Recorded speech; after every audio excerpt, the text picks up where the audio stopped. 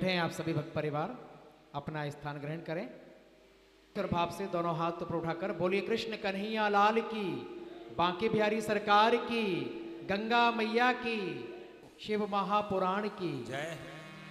पधारे हुए आप सभी वैष्णव जन परिवारों का इस मंच के माध्यम से फाउंडेशन परिवार के द्वारा हृदय की गहराइयों से स्वागत करते हैं, अभिनंदन करते हैं, वंदन करते हैं। मां गंगा का ये पावन तट देवभूमि हरिद्वार उत्तराखंड की धरा भोलेनाथ के पावन सानिध्य में विराजमान होकर हम और आप सभी भक्त परिवार पूज्य महाराज श्री के अमृत में वाणी से शिव महापुराण की कथा से जुड़ रहे हैं। ये कथा पूज्य महाराज श्री के अपने सोशल मीडिया श्री अंकुश जी महाराज यूट्यूब चैनल के माध्यम से लाइव प्रसारण में है।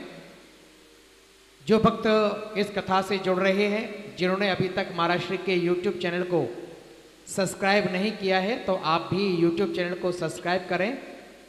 कथा आप मां गंगा के पावन तट पर हरिद्वार से तो सुन रहे हैं, लेकिन आपके द्वारा आपके मोबाइल फोन के माध्यम से आपके अपने परिवार के लोगों तक कथा पहुंचे, तो उसके लिए आप चैनल को सब्सक्राइब करते हुए उस कथा का लिंक अपने परिवार के सदस्यों को शेयर करें, ताकि भगवान की कथा अधिक से अधिक ज़्यादा भक्तों तक पहुंच पाए हमारे कर्मों के द्वारा।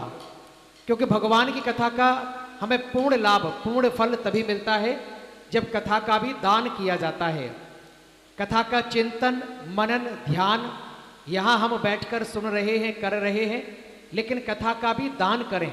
तो कथा का दान अपने मोबाइल फ़ोन के माध्यम से अपने परिवार के, अपने व्हाट्सएप में जितने भी ग्रुप बने हैं, परिवार के लोग जुड़े हैं, सभी तक पहुंचाएं, ताकि जन जन तक ये भगवान की शिव महापुराण की कथा पहुंचे। हमारा जो परिवार यहाँ उपस्थित हुआ है, आनंदम कृपा परिवार, आज इस पूरे परिवार की ओर से यहाँ जो भी कांवड़ लेकर साथी भाई आ रहे हैं, प्रभु भोले के भक्त परिवार आ रहे हैं, उन सभी का भंडारा प्रसाद रहेगा। 12:30-1 बजे तक कथा रहेगी। उसके तत्पश्चात जैसे यहाँ भोग लगेगा, हम सभी भक्त परिवार पूज्य महाराज श्री के साथ मिलकर भंडारा जहाँ चलता है वहाँ चलेंगे। पहले सभी मिलकर हम सबों को भोजन कराएंगे, सेवाएं देंगे अपनी अपनी, जिनकी जैसी सुविधा हो, ज़्यादा वेट नहीं, लेकिन थोड़ी थोड़ी सुविधाएं। पहले हम सभी मिलकर जितने भी कांवड़ी साथी भाई हैं जो आश्रम के हैं, उन सभी को भोजन कराएंगे। महाराज जी भी साथ में रहेंगे, साथ में भोजन कराएंगे और फिर महाराज जी वहाँ बैठकर प्रसादी लेंगे। फिर महाराज जी के साथ हम सभी बैठकर वहाँ प्रसादी ग्रहण करेंगे।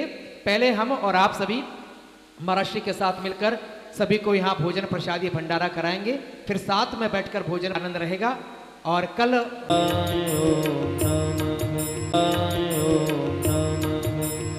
शिवाय नमः शिवाय।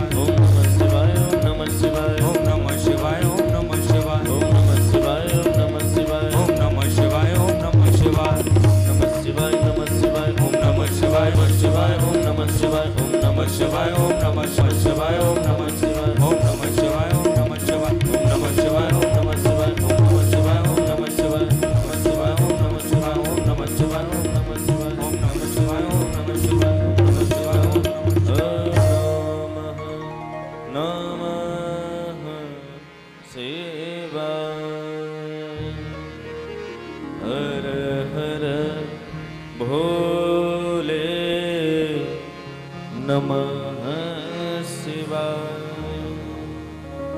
नमः शिवाय नमः शिवाय हर हर भोले नमः शिवाय। भगवान आदिदेव महादेव की पावन कृपा के फलस्वरूप हम सब भगवान की दिव्य भुवन पावनी पवित्र गौरव गाथा बड़ी श्रद्धा भक्ति भाव से श्रवण कर रहे हैं। आप सब माँ गंगा की गोद में विराजमान होकर हरिद्वार धाम में शिव महापुराण जैसे पावन पवित्र ग्रंथ की श्रवण यात्रा में चल रहे हैं। और निश्चित रूप से हम सब जितने भी यहाँ बैठे हैं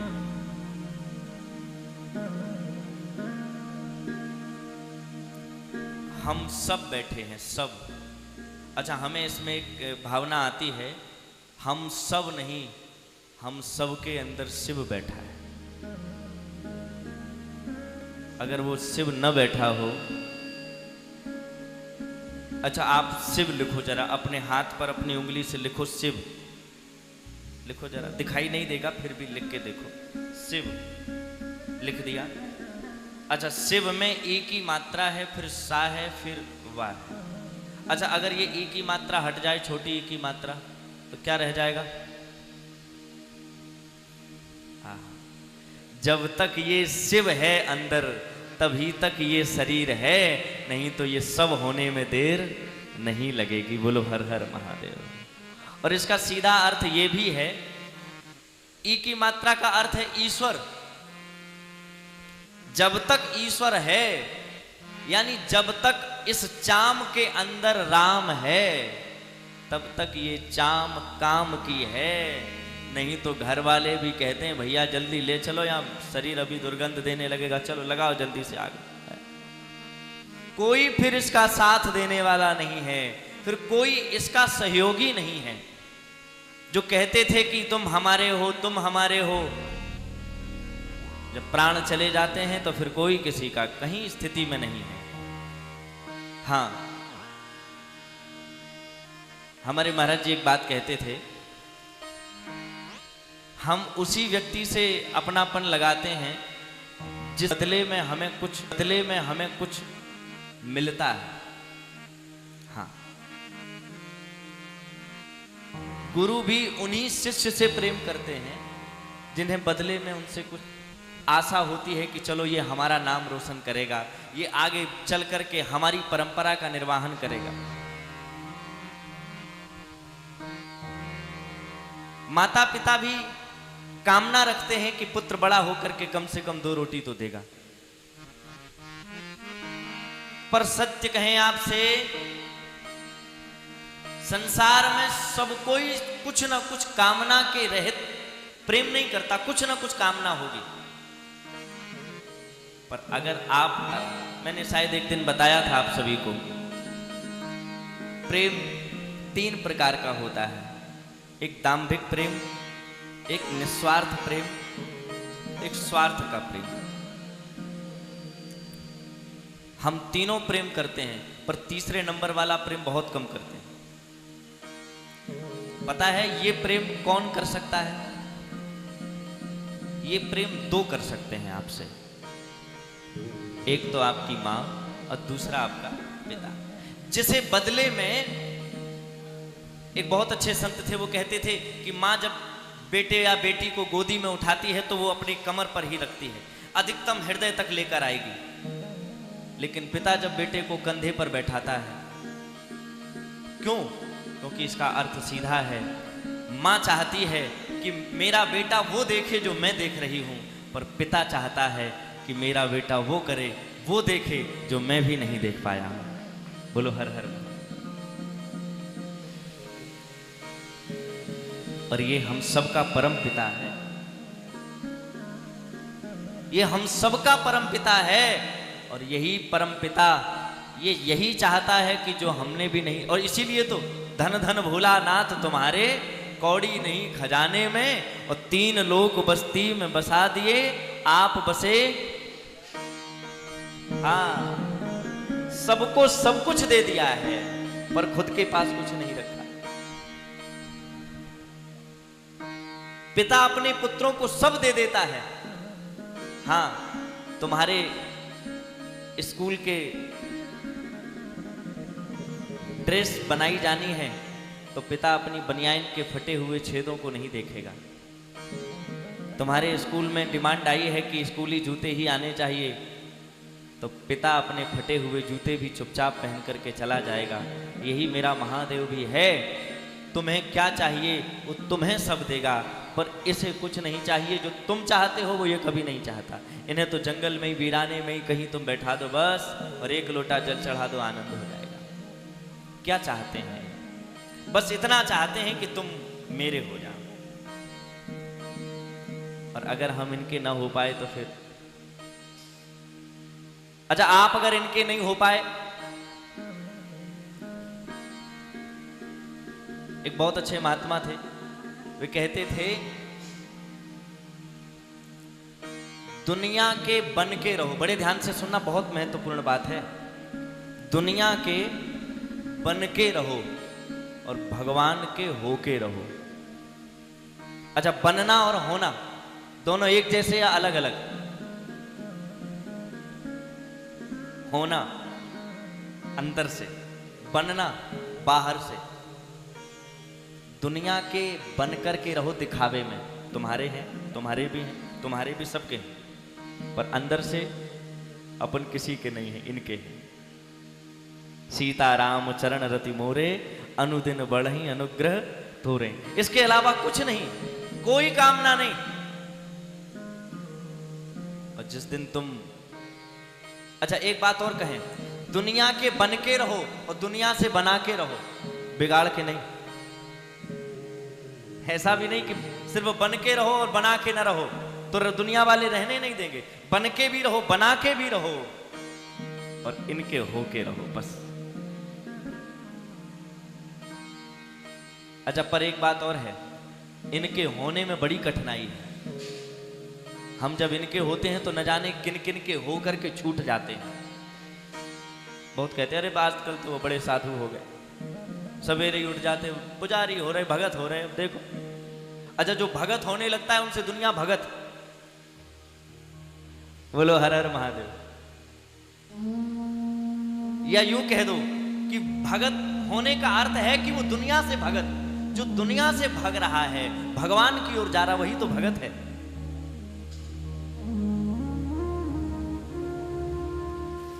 शिव महापुराण की कथा का आहा अद्भुत प्रभाव।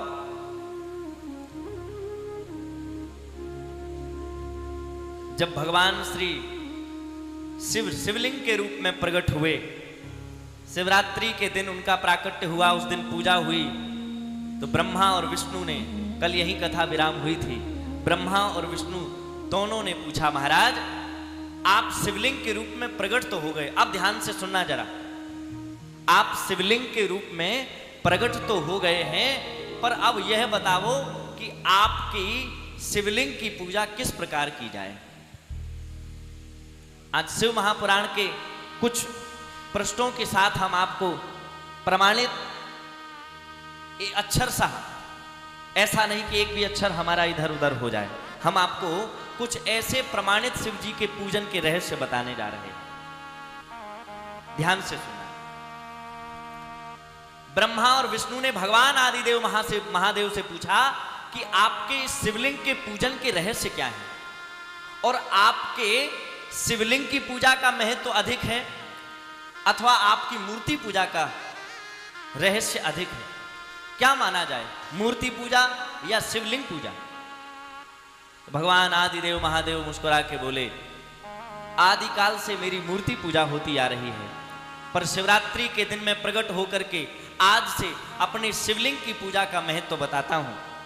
ध्यान से सुनना, मूर्ति पूजा से 1000 गुना अधिक मेरे शिवलिंग की पूजा का, और शिवलिंग भी कई कई धातुओं से बनाया जाएगा, और प्रत्येक युग में शिवलिंग के धातुओं का प्रभाव अलग अलग था। यही प्रश्न शौनकों ने सूत जी से पूछा, तो सूत जी ने कहा, हे ब्राह्मणों, ब्रह्मा विष्णु महेश, इन सबके द्वारा पूछे जाने पर सतयुग में कृते रत्नमयम लिंगम त्रेतायाम हेम संभवम द्वापरे पारदम श्रेष्ठम पार्थिवम तु कलौ युगे। स्पष्ट लिखा है, द्वापर युग में अलग रूप में पारद लिंग की महत्ता अधिक थी। पारद लिंग माने जैसे हम लोग मणिलिंगेश्वर, अभी हमारे ये स्फटिक शिवलिंग रखे हुए हैं। द्वापर युग में इस शिवलिंग की पूजा का बहुत महत्व था। कौन से शिवलिंग? पारद शिवलिंग। द्वापरे पारदम श्रेष्ठम, द्वापर में पारद शिवलिंग का श्रेष्ठ युग माना गया। इसके बाद आया सतयुग, तो सतयुग में सतयुगे मणिलिंगम, सतयुग में मणिलिंग की पूजा की जाती थी। फिर बोले त्रेता में, बोले त्रेता युगे हेम संभवम, त्रेता युग में स्वर्ण लिंग की पूजा की जाती थी। सोने का शिवलिंग बनाया जाता था और उसकी पूजा का बहुत महत्व था। किसी ने कहा, महाराज चलो द्वापर में पारद शिवलिंग हो गया, सतयुग में मणि शिवलिंग हो गया, त्रेता में सोने का शिवलिंग हो गया, अब कलयुग में क्या करें? आहा, तो कहा गया पार्थिवम तु कलौ युगे, सबसे श्रेष्ठ अगर माना गया है इस कलयुग में, तो सबसे सुंदर सबसे श्रेष्ठ पूजन के योग्य पार्थिव शिवलिंग की महिमा का वर्णन आया है। द्वापर युग में पारदलिंग, सतयुग में मणिलिंग और त्रेता युग में स्वर्णलिंग, और यहां कलयुग में पार्थिवम तु कलौ युगे, पार्थिव शिवलिंग की पूजा करना इस युग में श्रेष्ठ बताया गया है। महादेव ने कहा, जो मेरे पार्थिव शिवलिंग की पूजा इस कलयुग में करता है, अगर कोई व्यक्ति श्रावण मास के प्रत्येक दिन 1000 शिवलिंग बनावे और 1000 शिवलिंग बनाकर मेरी प्रतिदिन विधिवत पूजा करे, मुझ पर घृत शहद अन्न धान्य फल प्रसाद मेवा इत्यादि इन सबसे मेरा अभिषेक करे, तो 1 महीने के अंदर अभिषेक करने पर वह साक्षात मेरा ही रूप प्राप्त कर लेता है। एवं तू साक्षात शिवम रूपम भवेत, वह साक्षात शिव रूप में हो जाता है।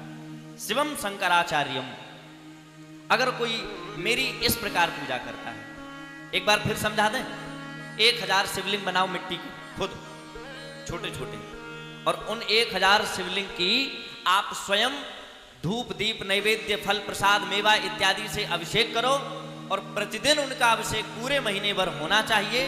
और यदि 1 महीने तक 1000 शिवलिंग प्रतिदिन बनाकर प्रतिदिन बनाए जाए, प्रतिदिन पूजा की जाए, तो 1 महीने के अंदर वह शिव के समान ही तेजस्वी हो जाता है।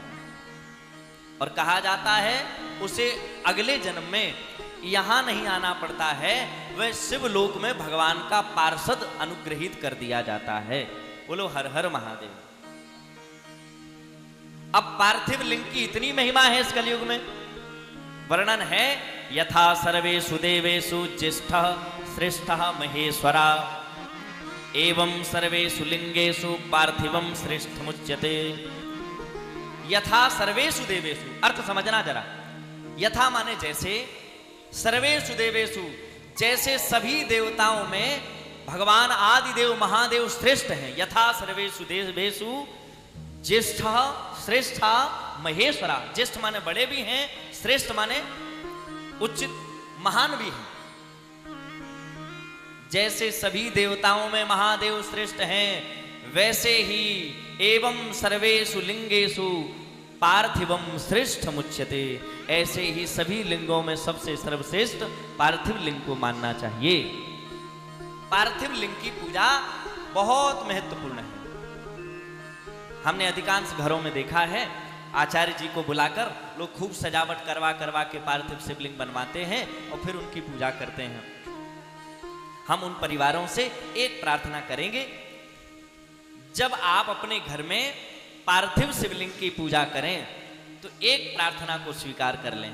शिव महापुराण आदेश करता है, जो यजमान पूजा करने वाला हो सके, संभव हो, तो अपने हाथों से ही शिवलिंग का निर्माण करें। और यदि नहीं होता है तो आचार्य जी का सहयोग अवश्य करें। मिट्टी को गूंथने में, मिट्टी को मारने में, जो कुछ तुमसे बन पाए गोल पिंड ही बनाकर आचार्य जी को दे दो, बाकी तो वो सुंदर बना ही देंगे।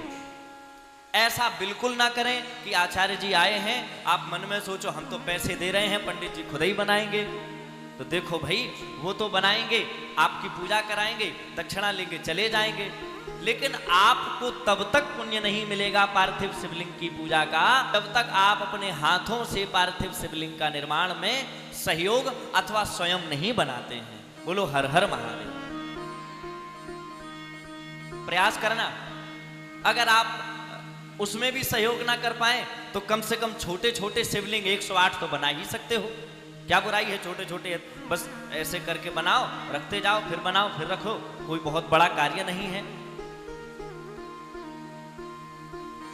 शिवलिंग की इतनी महिमा है, देखो जरा। यथा नदीसु सरवासु ज्येष्ठा श्रेष्ठा सुरापगः तथा सर्वेषु लिंगेषु पार्थिवम श्रेष्ठमुच्यते। आहा, जैसे सभी नदियों में गंगा नदी सर्वश्रेष्ठ है, वैसे ही सभी पार्थिव लिंगों में पार्थिव लिंग सर्वश्रेष्ठ माना जाता है। और सुनो, यथा सर्वेषु मंत्रेषु प्रणवो ही महान स्मृतः, जैसे प्रणव मंत्र बहुत श्रेष्ठ है, प्रणव ओम अक्षर सर्वश्रेष्ठ है, ऐसे ही सभी लिंगों में पार्थिव शिवलिंग सर्वश्रेष्ठ माना जाता है। यथा पुरीषु सर्वासु काशी श्रेष्ठतमा स्मृतः, जैसे सभी पुरियों में काशी सर्वश्रेष्ठ है, वैसे ही पार्थिव शिवलिंग को सभी शिवलिंगों में सर्वश्रेष्ठ मानना चाहिए। तथा सर्वेषु देवेषु पार्थिवम सर्वश्रेष्ठम मुच्यते। कहां तक वर्णन किया जाए? अब कोई कह रहा था महाराज ये तो हो गया, पार्थिव शिवलिंग सर्वश्रेष्ठ है, पर अब इसकी पूजा कैसे करें, आराधना कैसे करें? तो दो तरीके से आराधना बताई गई है, ध्यान से सुनो। एक आराधना है मंत्र आराधना और एक आराधना है तंत्र आराधना।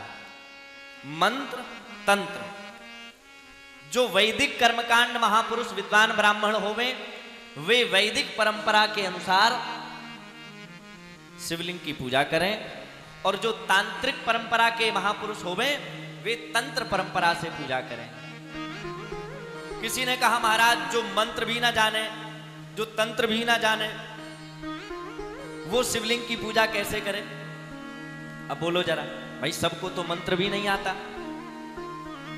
सभी को तंत्र भी नहीं आता, तो वो शिवलिंग की पूजा कैसे करें? तो प्रमाण है, वो सिर्फ इस प्रकार से पूजा कर लेवे। क्या? आहा, भगवान शंकर के 8 नामों का स्मरण करें। हरौ महेश्वर शंभो शूलपाणि पिनाकधृक। हरि महेश्वर शंभो, हर भगवान शंकर का नाम है, हरि भगवान विष्णु का नाम है। हर नाम लेवे, महेश्वर नाम लेवे, शूलपाणि नाम लेवे, पिनाकधृक नाम लेवे, संभवे नमः नाम लेवे, महादेव नाम लेवे, शिवाय नाम लेवे। इन सभी नामों का स्मरण करते हुए भगवान शंकर की पूजा, यदि सामग्री भी नहीं है। अब देखना जरा, कोई कह रहा था महाराज हमारे पास तो सामग्री है तो हम पूजा कर सकते हैं। बिल्कुल कर सकते हो, पर अगर तुम्हारे पास सामग्री नहीं है तो पता है ग्रह लिए नियम है, यदि उनके पास सामग्री नहीं है भगवान शिव की पूजा के लिए, तो वे एक बिल्व पत्र लें और बिल्व पत्र में भस्म से ओम लिख करके, तीनों पत्तियों पर ओम लिख करके यदि भगवान शंकर पर चढ़ाते हैं तो बिना सामग्री के भी भगवान शंकर की संपूर्ण पूजा करने का फल प्राप्त हो जाता है। बोलो हर हर महादेव। परंतु लिखना भस्म से ही है, ओम लिख करके। कहीं कहीं जो भक्तों के यहाँ ऐसी मान्यता है, कोई कोई राम लिख करके भगवान पर चढ़ाता है, परंतु भस्म से ओम लिखकर चढ़ाने पर, सामग्री का अभाव होने पर भी आपको संपूर्ण फल प्राप्त होता है पूजा का। सन्यासियों के लिए मान्यता है। अब एक बात सुनो जरा, ये तो गृहस्थी वालों के लिए हो गया। गृहस्थी वाले मिट्टी से शिवलिंग बना सकते हैं, पूजा कर सकते हैं, पर सन्यासियों के लिए ऐसी मान्यता है, ध्यान से सुनना, अगर उनके पास शिवलिंग नहीं है, मिट्टी भी नहीं है, तो सन्यासी अपने बाएं हाथ के या दाएं हाथ के अंगूठे को ही शिवलिंग मान करके उस पर भस्म चढ़ा करके भगवान शिव की संपूर्ण पूजा का फल प्राप्त कर सकते हैं। बोलो हर हर महादेव। अपने दोनों अंगूठे, ये सन्यासी ही कर सकते हैं, हमारी आपकी सामर्थ्य नहीं है। सन्यासी कर सकते हैं। दंड ग्रहण मात्रेण नरो नारायणो भवेत। जो दंडी सन्यासी हैं वे अपने दंड को शिवलिंग मान करके पूजा कर सकते हैं। ये आपकी भावना पर आधारित है। और एक बात और सुनना ध्यान से, कभी भी धर्म करने के लिए आप धन कमाते हो तो ये ध्यान रखना कि धर्म करने के लिए आप अधिक धन जोड़ना चाहते हो कि हम अधिक धन जोड़ें फिर धर्म करें, तो कभी किसी के बेईमानी के धन को जोड़ करके किया गया धर्म कभी किसी भी प्रकार से फल देने वाला नहीं हो सकता है। आपने किसी के यहाँ से, भाई हम तो पूजा के लिए, तो आप कहो हम तो धर्म में लगाने के लिए ले रहे हैं, पर किसी से लूट कर ले रहे हो, किसी की चोरी करके ले रहे हो, किसी की बेईमानी करके ले रहे हो, फिर वो कोई भी पुण्य देने वाला नहीं है।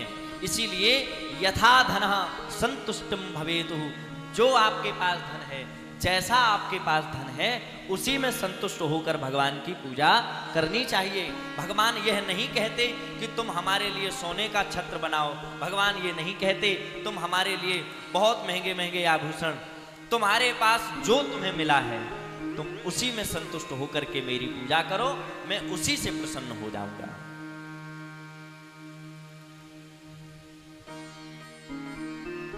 आप धन के प्रति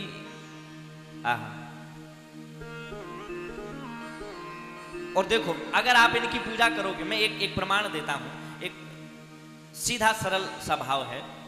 अगर आप महादेव की पूजा करते हैं, जो आपके पास नहीं भी है, एक दिन वो होगा कि वो आपके पास होगा जो आपने सोचा भी नहीं होगा। बोलो हर हर महादेव। सब लोग देते हैं पल्ला झाड़ के और ये देते हैं, बोलो हर हर महादेव। अच्छा, पर किसी के घर में छप्पर ना हो तो अब क्या फाड़ के देंगे? लेंटर, बड़े मुश्किल में तो पड़ रहा है लेंटर है? बोलो हर हर महादेव। और वही फाड़ के देंगे तो क्या करेंगे हम? अभी तो इस समय आश्रम में कार्य चल रहा है और बरसात खूब, देवी मैया कृपा कर रही हैं, सब लेंटर कैसे बड़ी मुश्किल से पड़ रहा है, वही हम कह रहे हैं आपसे है। और जो मुश्किल से लेंटर पड़े वो भगवान ना फाड़े। बोलो हर हर महादेव। ये था कि उस समय तक लेंटर खुल जाएगा, पर मौसम नहीं खुल रहा है तो लेंटर कैसे खुल जाएगा? तो फिर भी कुछ बल्ली लगी रहेगी और बल्ली उस पार हमारे गोपाल जी की प्रतिष्ठा होगी। और वैसे तो हम लोग भजन गाते थे, जहां विराजे राधा रानी अलवेली सरकार, कन्हैया ले चल परली पार, पर अब हमें वहां जाकर के गाना पड़ेगा, कन्हैया ले चल बल्ली पार। बोलो हर हर महादेव। तुम वही उसी के पार ही तो हो। तो ये उनकी कृपा है, ये आनंद है। देखो, छप्पर फाड़ के तो भगवान देते ही हैं, इसमें कोई संशय नहीं। एक बड़ा धनी सेठ था, ध्यान से सुनना, बहुत धन कमाता था खूब आनंद से, पर विधान विधि का ऐसा हुआ कि एक दिन सब उसका चुर गया, बेचारा गरीब हो गया। पर सेठ तो सेठ, अगर उसकी नगर में हनक बनी थी कि बहुत पैसे वाला है, तो जब पैसे नहीं रहे तो क्या करे? तो पता, जब वो घर से निकलता तो गालों पे थप्पड़ मार के लाल करके निकलता कि लोगों को लगे कि खूब खाया पिया है। जैसे तैसे एक दिन उसी सेठ के घर फिर से चोर आ गए। अब इस बार उसके घर था ही नहीं कुछ। रात के 12 बजे चोर घुसा। सेठ सेठानी आपस में बात कर रहे थे। सेठानी ने कहा, क्या करते हो? कब तक यहां घर में पड़े रहोगे? कब तक दिखावे का जीवन जियोगे? कहीं जाओ, कुछ कमा कर लाओ। सेठ ने कहा, नहीं नहीं, ये हमारे सेठ होने की परंपरा का अनादर हो जाएगा। तो कब तक ऐसे खाओगे? जो कुछ रखा है सब खत्म हो गया, क्या है अब घर में? चोर ने सुना कि इनके घर में तो कुछ है ही नहीं। सेठ ने कहा, चिंता क्यों करती हो? हमने सुना है भगवान सबको छप्पर फाड़ के देते हैं, हमें भी भगवान छप्पर फाड़ के देंगे। सेठानी ने कहा, अब एक छप्पर ही बचा है और कुछ बचा भी नहीं है। सेठ बोले, चिंता मत करो, भगवान देंगे छप्पर फाड़ के। चोर ने सोचा, देखो तो कैसा ये सेठ है, घर में कुछ नहीं है, भगवान पे भरोसा करता छप्पर फाड़ के। भगवान भी कहीं छप्पर फाड़ के देते हैं? अरे पागल आदमी है, चलो यहां से कुछ नहीं मिलेगा। सो निकल गया चोर। चलते चलते पहुंचा एक घने जंगल में। कुम्हार कुम्हारनी एक मिट्टी को खोद रहे थे। मिट्टी को खोदते खोदते अचानक से उनके फावड़े में एक घड़े की आवाज आई। घड़े की आवाज सुनी तो खोदना बंद कर दिया।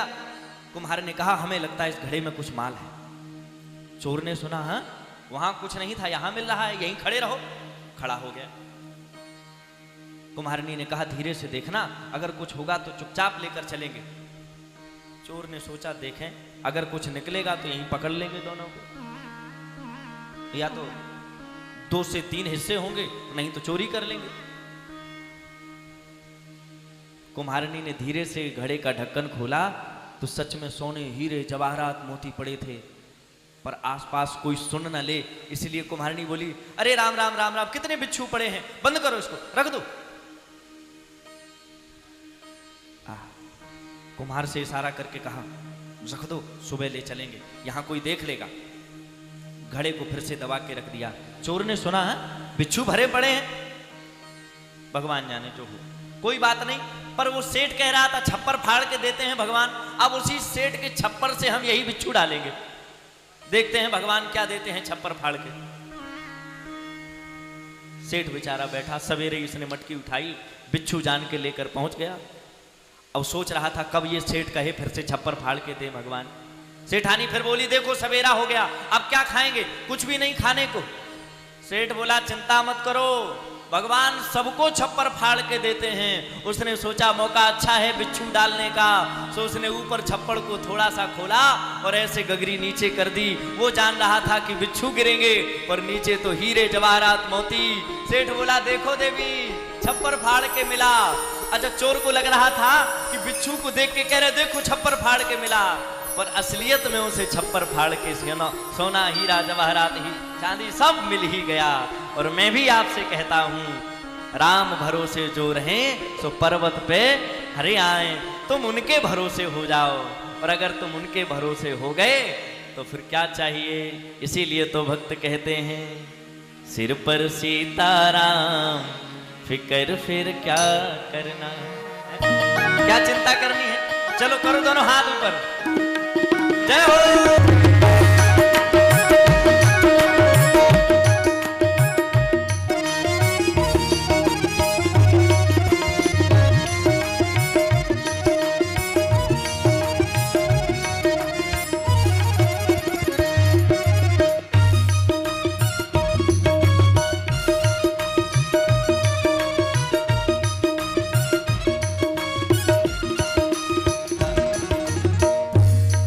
फिर क्या करना, फिकर फिर क्या करना, फिकर फिर क्या करना, फिकर फिर क्या करना, ए फिकर फिर क्या करना, फिकर फिर क्या करना, फिकर फिर क्या करना, फिकर फिर क्या करना। मेरे सिर पर, मेरे सिर पर, ओ मेरे सिर पर सीताराम, फिकर फिर क्या करना, मेरे सिर पर सीताराम, फिकर फिर क्या करना, सिर पर सीताराम, फिकर फिर क्या करना, मेरे सिर पर सीताराम, फिकर फिर क्या करना। ए फिकर फिर क्या करना, फिकर फिर क्या करना, फिकर फिर क्या करना, फिकर फिर क्या करना।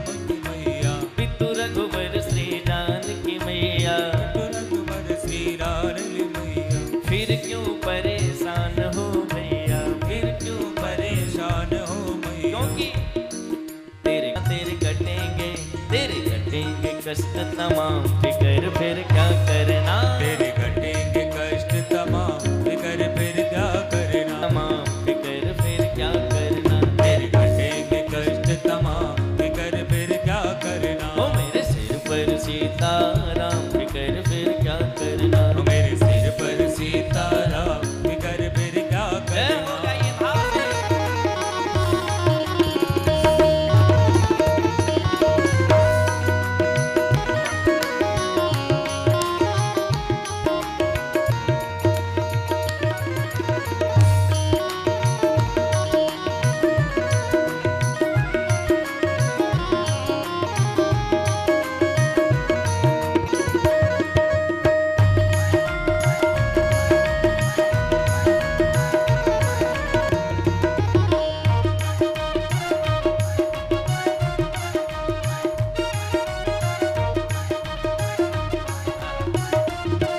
देखो जरा, अगर आप भगवान के सच्चे भक्त हैं तो उन पर ही अपनी सारी चिंता छोड़ दो।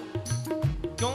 आहा, पूज्य महाराज श्री लिखते हैं, जो जन राम कथा सत्संगी, जो जन राम कथा सत्संगी, दिन के सहायक श्री बजरंगी, दिन के सहायक श्री बजरंगी, दिन के सहायक श्री बजरंगी, के सहायक श्री बजरंगी। अतुलित, हाँ वो तो अतुलित, वो तो अतुलित बल के धाम, फिकर फिर क्या करना। वो तो अतुलित बल के धाम, फिकर फिर क्या करना। वो तो अतुलित बल के धाम, फिकर फिर क्या करना। वो तो अतुलित बल के धाम, फिकर फिर क्या करना।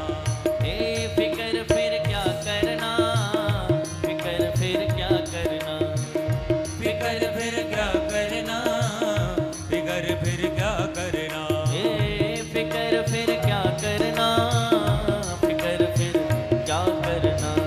फिकर फिर क्या करना, फिकर फिर क्या करना। मेरे सिर पर, हाँ मेरे सिर पर, मेरे सिर पर सीताराम, फिकर फिर क्या करना। मेरे सिर पर सीताराम, फिकर फिर क्या करना। सिर पर सीताराम, फिकर फिर क्या करना। सिर पर सीताराम, फिकर फिर क्या करना। सिर पर सीताराम, फिकर फिर क्या करना।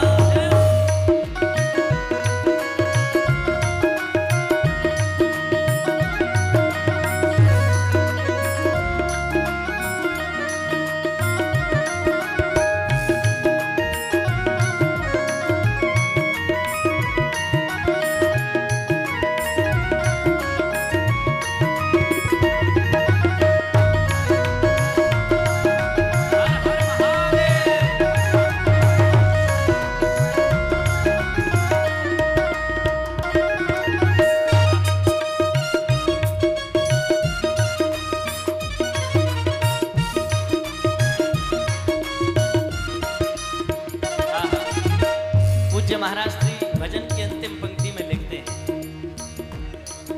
ए जन राजेश नाह भरो तुम, जन राजेश राजेश कहाँ भरोसो, नहीं व्यर्थ परवाह करो तुम, नहीं व्यर्थ परवाह करो तुम, ये नहीं व्यर्थ परवाह करो तुम। नहीं व्यर्थ परवाह करो तुम। अगर परवाह नहीं करेंगे तो क्या करेंगे?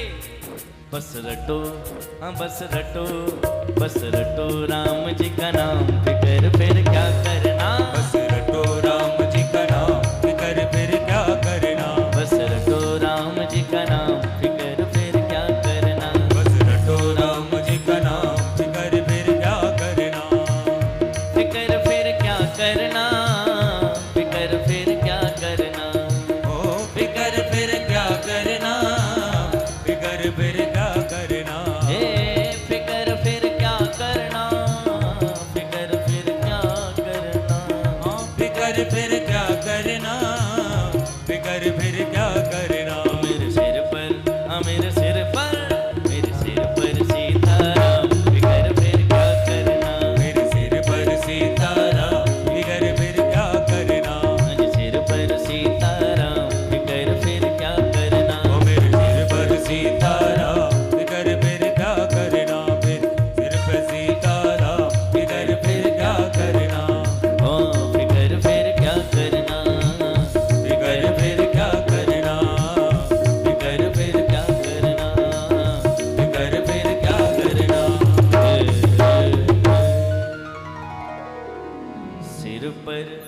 सीताराम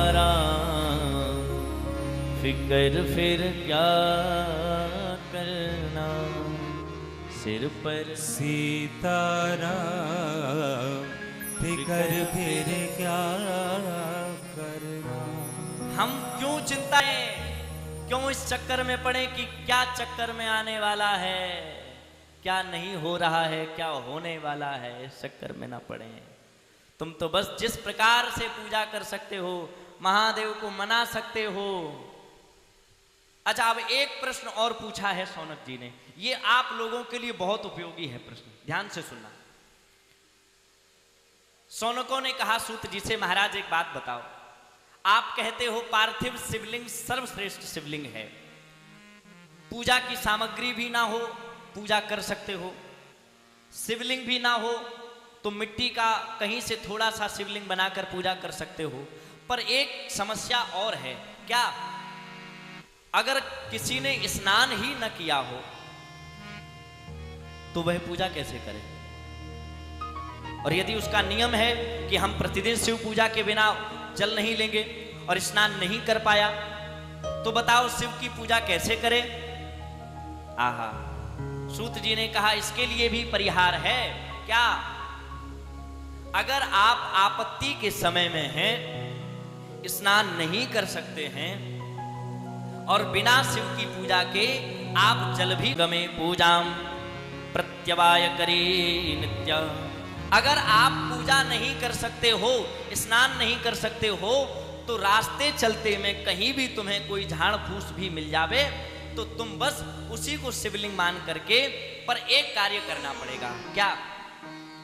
अगर आप किसी कारण से स्नान नहीं कर पाए तो बस थोड़ा सा बाएं हाथ में भस्म लेवें और भस्म लेकर के, हमने शायद एक दिन बताया होगा आपको, भस्म लेकर अपनी चोटी पर लगा लेवें और चोटी पर लगाने के पश्चात अपने ताल, कहां? इधर, अब इसको तालू भी बोलेंगे, एक ठोड़ी के नीचे। हाँ, पहले इसका बड़ा उपयोग होता था छोटे में, जब हम लोग बचपन में थे। नहीं किया? बोलो हर हर महादेव, थोड़ा जोर से बोलना पड़ेगा, है? तो वो तो बचपन की बात है, लेकिन इसमें अब भी उपयोग है। आपने स्नान नहीं किया तो भस्म थोड़ा यहाँ लगा लेवे और यहाँ लगा लें, कमर के नीचे के अधिभाग, कटी भाग के नीचे भस्म लगाने का कोई प्राविधान नहीं है। अगर आपने यह लगा लिया और नमः शिवाय बोल दिया तो आपको स्नान के जैसा ही फल प्राप्त हो जाता है, ऐसा शिव महापुराण में वर्णन है। बोलो हर हर महादेव। फिर आप पूजा क्या करें? अब रास्ते में चल रहे हैं, शिवलिंग लेकर के नहीं आए हो, मिट्टी से जल्दी से बना नहीं सकते क्योंकि बनेगा तब तक घुर जाएगा, जो कि जब तक मिट्टी उपयोगी नहीं होवे, उसमें घृत ना लगे, दही ना लगे, शहद ना लगे, घी वो सब ना लगे, मुल्तानी मिट्टी ना मिले, तब तक शिवलिंग बन नहीं सकता। तो फिर जंगम शिवलिंग की पूजा करनी चाहिए। रास्ते में मिलने वाले जितने भी झाड़ पुष्प इत्यादि हैं उनको शिवलिंग मान करके उन पर ही यदि एक लोटा जल चढ़ा दिया जाए तो भी आपको शिवलिंग की पूजा करने का फल प्राप्त हो जाता है। बोलो हर हर महादेव। तभी आपने देखा हो कि जितने भी वृक्ष होते हैं इन सब पर जल चढ़ाने का प्राविधान है, इसीलिए है क्योंकि उसमें भी शिव तत्व विराजमान है, इसीलिए उन सब में भी यदि आप जल चढ़ाते हैं तो वह भी शिव पूजा का ही एक अंग माना जाता है। अगर आप पेड़ पौधों में भी जल लगाते हैं तो उसमें भी शिव तत्व छुपा हुआ है, उसमें भी शिव पूजा करने जैसा ही आपको फल प्राप्त होगा। बोलो हर हर महादेव। आहा, अब किसी ने कहा महाराज एक बात बताओ, क्या इसमें जाति वर्ण भी है कि किस जाति के लोग किस परंपरा? सुनो जरा, इसमें लिखा हुआ है ब्राह्मण अलग वर्ण के शिवलिंग की पूजा करे, वैश्य अलग वर्ण के शिवलिंग की पूजा करे। कहां लिखा है? शिव पुराण में लिखा है। चलो हम प्रमाण देते हैं। विप्रे गौरा स्मृता सोणा बाहुजे पीत वर्णिका वैश्ये कृष्णा पाद जाते रत्वा यत्र वा भवेत।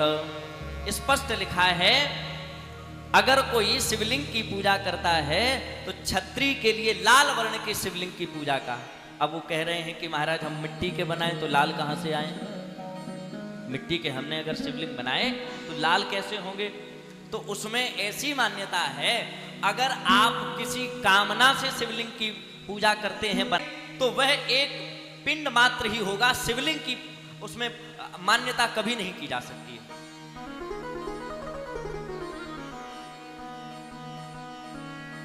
अब एक बात और पूछ ली है, आज हम आपको शिवलिंग के जितने भी विधान हैं वे हम आपका प्रयास करेंगे। एक विधान और पूछा है, महाराज सबसे अधिक किस स्थान पर शिवलिंग की पूजा करने से फल प्राप्त होता है? अब ध्यान से सुनना, कौन से स्थान पर शिव जी की आराधना करने का बहुत अधिक पुण्य मिलता है? तो स्पष्ट लिखा है, नदी तीरे तड़ागे चा पर्वते काननई पिचा शिवालय सुचौदे से पार्थिवार्चा विधीयते। कहां कहां करें आप? या तो आप कहीं नदी के तट में बैठ करके शिवलिंग की पूजा करें तो आपको पुण्य मिलता है, अथवा पर्वत पर पूजा करें तो पुण्य मिलता है, अथवा वन में पूजा करें, जंगल में करें तो फल मिलता है। कहीं ना कर सकें तो शिवालय सुचौदे से, शिवालय में जाकर के पूजा करें तो भी बहुत पुण्य मिलता है। और यदि शिवालय भी न हो तो अपने घर में पार्थिव शिवलिंग का निर्माण करके पूजा करें तो अत्यंत शुभ माना गया है, अत्यंत लाभदायी माना गया है। अच्छा, अब महाराज एक बात और बताओ, चलो पूजा तो कर लें, पर क्या भगवान शंकर को भोग प्रिय है? उनको क्या खिलाया जाए, क्या पिलाया जाए? सब कहते हैं महाराज भगवान शंकर को भांग प्रिय है। अरे साहब, ये तो लोगों ने अपने नशे के आनंद के लिए भगवान को पिलाना खिलाना प्रारंभ कर दिया और चकाचक है। भगवान को क्या भोग खिलाना चाहिए? तो स्पष्ट लिखा है, नैतिकम सकलम कामम विद्यानंतरम पुमान शिवस्मरण पूर्वम ही भस्म रुद्राक्ष धारकम। आप भगवान को जब भोग लगाएं तो किसी भी व्यवस्था का कुछ भी भोग लगा दें, लेकिन भगवान सदैव उसी का भोग स्वीकार करते हैं जो अपने माथे पर भस्म और हृदय में रुद्राक्ष धारण करके भगवान को भोग लगाता है। ये मान्यता नहीं आई कि भगवान को क्या प्रिय है, तुम उन्हें कुछ भी चढ़ा दो, पर भस्म धारण करके और रुद्राक्ष धारण करके ही उन्हें भोग लगावें। स्पष्ट लिखा है, शिव स्मरण पूर्वम ही भस्म रुद्राक्ष धारकः। भस्म और रुद्राक्ष धारण करने वाले का प्रत्येक भोग भगवान शंकर आदिदेव महादेव स्वीकार कर लेते हैं। अब बताओ, हम उन्हें क्या खिलाएं? धतूरा खिलाएं, भांग खिलाएं? ना, ऐसी कोई मान्यता ही नहीं है। आपके पास जो है बस भस्म धारण। आप अगर उनका प्रिय भोजन भी कराते हैं और भस्म किए हो और रुद्राक्ष नहीं पहने हो तो कुछ भी खिलाते रहो, कोई पुण्य नहीं मिलेगा। इस बात का विशेष ध्यान रखना है। अब एक बात और सुन लो, जब आप भगवान शंकर के पार्थिव शिवलिंग का निर्माण करें, मैं प्रार्थना करता हूं आपसे, मेरी प्रार्थना सुन लेना। कभी भी अगर विधिवत कर रहे हैं, वैसे तो जहां जैसी मिट्टी मिल जाए वैसे कर सकते हैं, अगर आप घर में पार्थिव शिवलिंग का निर्माण करके पूजा कर रहे हैं तो कम से कम 5 प्रकार की मिट्टियों का शोधन करें। कितने? पंचपण्य मृतिकाम शोधनम कृत्वा, स्पष्ट लिखा है 5 प्रकार की मिट्टियों का शोधन करें। वैसे तो एक मुल्तानी मिट्टी है, काली मिट्टी है, पीली मिट्टी है, बालू मिट्टी है, और अंत में कुछ न मिले तो अपने घर की, जो आपके अगर घर में कहीं कच्चा है वहां की, नहीं तो छत पर थोड़ी बहुत मिट्टी अगर आपको जरा सी भी मिल जाए तो घर की मिट्टी भी उसमें मिला दें।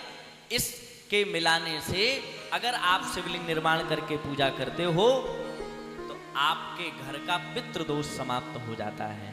जिनको पितृदोष लगा है वे शिवलिंग निर्माण करते समय पार्थिव शिवलिंग निर्माण करें तो घर की कहीं भी छत पर या नीचे कहीं से भी थोड़ी मिट्टी मिला करके ही पार्थिव शिवलिंग का निर्माण करें, तब उन्हें इसका पूरा पुण्य मिलेगा और उनके घर से पितृदोष हमेशा हमेशा के लिए समाप्त हो जाएगा। एक बार प्रेम से कहो, हर हर महादेव। अधिकांश लोग पितृदोष से परेशान हैं। हमारे कई ऐसे परिवार हैं, कहते महाराज बहुत पितृदोष, कोई बताता है कि पितरों की पूजा करो, पितरों की आराधना। देखो, एक यह तो उपाय है ही पर सबसे सटीक, सबसे प्रभावी उपाय ये है, गया जी में जाकर के पितृ तर्पण करें, गया जी में जाकर के अपने पूर्व, तो एक पारायण से ही आपके पूर्वजों का शीघ्र ही उद्धार हो जाएगा। और जब पूर्वज प्रसन्न हो जाएंगे तो फिर आपका भी कल्याण होने में देर नहीं लगेगी। पूर्वज ही आपके मार्ग में, अगर आप पढ़े हैं तो पूर्वजों की कृपा से, क्योंकि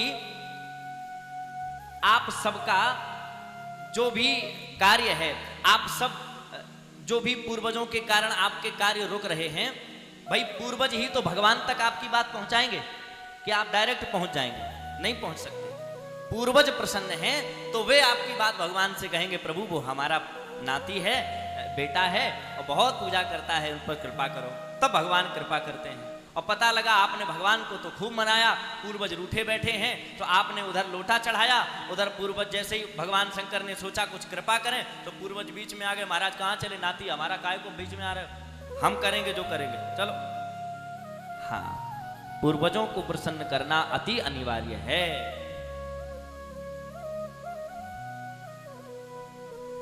और देखो, जब हम पूर्वजों को मनाते हैं, और पूर्वजों को मनाने के लिए तो श्राद्ध पक्ष विशेष है, और इस बार कई भक्तों के फोन मैसेज आए कि महाराज जी पिछली बार भी हम प्रयास करते रहे कि आप अगर गया जी जाएंगे तो हम भी पहुंचेंगे। उस बार तो नहीं, पर इस बार गया जी में 16 दिवसीय आयोजन रहेगा, जिसमें कि आप हम सब जाकर के अगर चाहें तो पितृ तर्पण कर सकते हैं। गया जी में अपने पूर्वजों को मूल पाठ भागवत जी का सुनवा सकते हैं, घर बैठे ही करें, क्योंकि गया जी में उस समय बहुत भीड़ रहती है। तो आप सब वहाँ से ही अपने पूर्वजों के निमित्त पोथी पाठ करवा लेवें, या तर्पण के लिए तो आपको आना पड़ेगा। 1 दिवसीय तर्पण रहता है, 1-2 दिन का समय निकाल के तर्पण करने के लिए आवें तो आपको पूर्वजों की कृपा निश्चित रूप से मिलेगी। और महादेव को मनाने के लिए सबसे सुंदर अवसर कौन सा है, बताओ जरा। है? पितरों के लिए तो श्राद्ध पक्ष हो गया, महादेव के लिए ये जो महीना चल रहा है, बोलो हर हर महादेव। और ये जो महीना है, इसी महीने में भगवान शंकर प्रकट होते हैं, प्रसन्न होते हैं।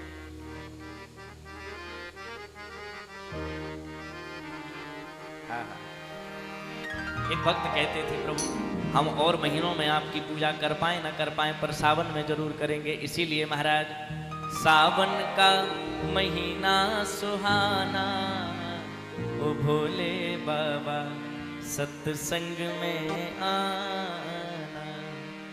चाहते हो बाबा आए सत्संग में? कौन कौन चाहता है बताओ जरा, तो यहीं बुला ले जरा। हे सावन का महीना सुहाना, ओ भोले बाबा सत्संग में आना। सावन का महीना सुहाना, ओ भोले बाबा सत्संग में आना। सत्संग में आना, सत्संग में आना, सत्संग में आना, सत्संग में आना, सत्संग में आना, सत्संग में आना, सत्संग में आना, सत्संग में आना। हे सावन का महीना सुहाना, ओ भोले बाबा सत्संग में आना। सावन का महीना सुहाना, ओ भोले बाबा सत्संग में आना। हे सावन का महीना सुहाना, ओ भोले बाबा सत्संग में आना। सावन का महीना सुहाना, ओ भोले बाबा सत्संग में सभी का ये जय हो।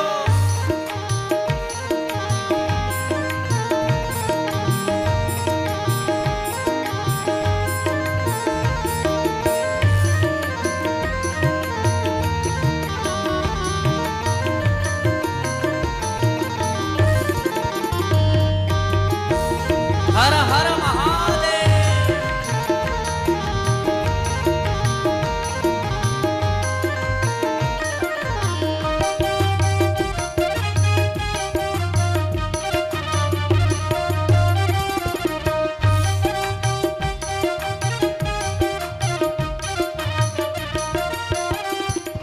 प्रभु अकेले नहीं आना, फिर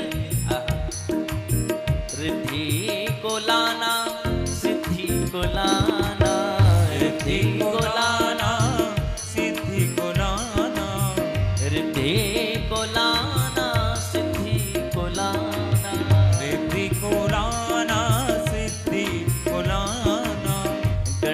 गणपति को संग लाना, हे गणपति को संग लाना, ओ भोले बाबा सत्संग में आना, गणपति को संग लाना, ओ भोले बाबा सत्संग में आना।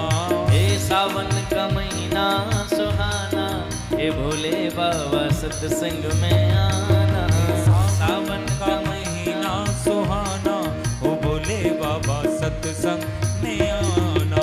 सत्संग में आना, सत्संग में आना, सत्संग में आना, सत्संग में आना, सत्संग में आना, सत्संग में आना, सत्संग में आना, सत्संग में आना। सावन का महीना सुहाना, हे भोले बाबा सत्संग में आना, सावन का महीना सुहाना, ओ भोले बाबा सत्संग में आना। हे सावन का महीना सुहाना, भोले बाबा सत्संग में आना, सावन का महीना सुहाना, ओ भोले बाबा सत्संग में आना।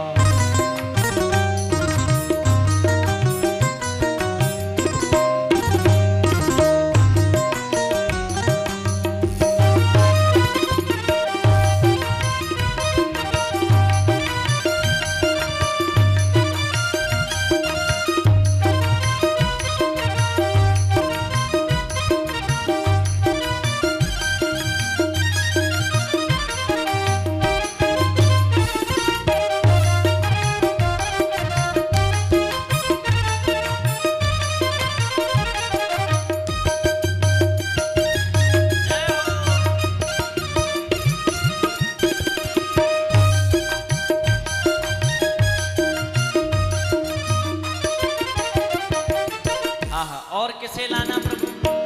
नंदी को लाना, संगी को लाना, नंदी को लाना, संगी को लाना, नंदी को लाना, संगी को लाना, नंदी को लाना, संगी को लाना, और गौरा मैया को ले आना, ओ गौरा मैया को ले आना, ओ भोले बाबा सत्संग में आना, गौरा मैया को ले आना, ओ भोले बाबा सत्संग में आना। सावन का महीना सुहाना, हे भोले बाबा सत्संग में आना, सावन का महीना सुहाना, ओ भोले बाबा सत्संग में आना। सत्संग में आना, सत्संग में आना, सत्संग में आना, सत्संग में आना, सत्संग में आना, सत्संग में आना, में आना, सत्संग में आना। सावन का जी सावन का महीना सुहाना, ओ भोले बाबा सत्संग में आना, सावन का महीना सुहाना, ओ भोले बाबा सत्संग में आना। गाइए जय हो।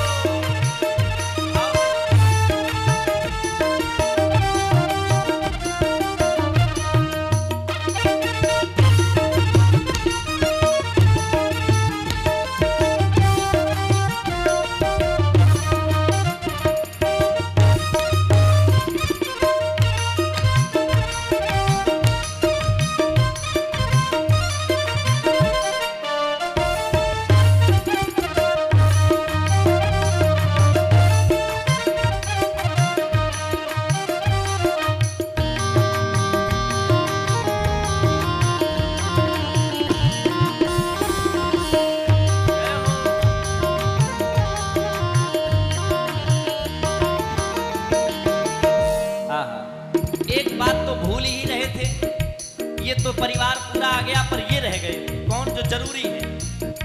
कौन? ब्रह्मा को लाना, विष्णु को लाना, ब्रह्मा को लाना, विष्णु को लाना, ब्रह्मा को लाना, विष्णु को लाना, ब्रह्मा को लाना, विष्णु को लाना। और सबसे जरूरी बताएं, लक्ष्मी जी लक्ष्मी जी को ले आना, ओ भोले बाबा सत्संग में आना।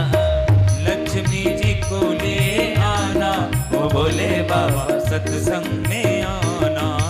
सावन का महीना सुहाना, ओ भोले बाबा सत्संग में आना। सावन का महीना सुहाना, ओ भोले बाबा सत्संग में आना। सत्संग में आना, सत्संग में आना। सत्संग में आना, सत्संग में आना। सत्संग में आना, सत्संग में आना। सत्संग में आना, सत्संग में आना। सब कहो। सावन का महीना सुहाना, ओ भोले बाबा सत्संग में आना। सावन का महीना सुहाना, ओ भोले बाबा सत्संग में आना। सावन का महीना सुहाना, ओ भोले बाबा सत्संग में आना। सावन का महीना सुहाना, ओ भोले बाबा सत्संग में आना। ओ सत्संग में आना, सत्संग में आना। सत्संग में आना। सत्संग में आना। सत्संग में आना। सत्संग में आना। आना।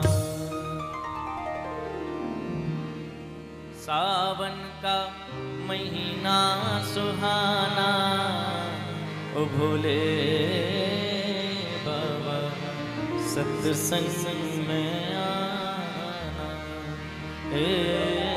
सावन का महीना सुहाना, हे भोले बाबा सत्संग में आना। सावन सावन